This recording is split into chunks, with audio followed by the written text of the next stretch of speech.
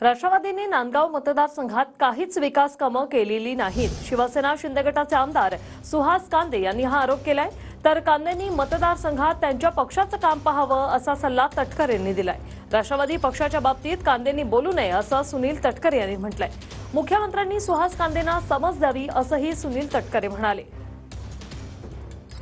ताई आला नाही, ताई गेला नाही असा अपप्रचार चालू आहे। भगरे आला होता, बीजेपीने किती विकास केला आणि राष्ट्रवादीने किती विकास केला, तर मला अभिमानाने सांगावं लागेल की माझी ताई जास्त वेळ आली आणि माझ्या ताईंनी भारतीताईंनी जास्त प्रचार केला। साधी एक वीट जर या नांदगाव विधानसभा मतदारसंघामध्ये भगरे असेल, उभाटा असेल किंवा राष्ट्रवादी काँग्रेस पक्ष असेल, शरद पवार एखादी वीट जरी याच्यात लावली असेल, मी आज राजीनामा देतो। आज माणिकराव कोकाटे स्पष्ट वक्ते आहे, ते सिन्नरकरांना महाराष्ट्राला माहिती आहे आणि ते मी पण अनेक वेळा अनुभवलेला आहे। त्याचा फटका मला पण बसलेला आहे चांगल्या अर्थाने। तर त्याच्यामुळे ते जे बोलले त्या बाबतीमध्ये माझं आणि मुख्यमंत्र्यांचं सुद्धा बोलणं झालं, त्यामुळे आता तो विषय त्या ठिकाणी संपला। सुहास कांदेंनी त्यांच्या मतदारसंघात त्यांच्या पक्षाचं काम बघावं, माझ्या पक्षाच्या बाबतीमध्ये त्यांना बोलण्याचा कुठला अधिकार नाही आणि त्यांनी बोलू नये।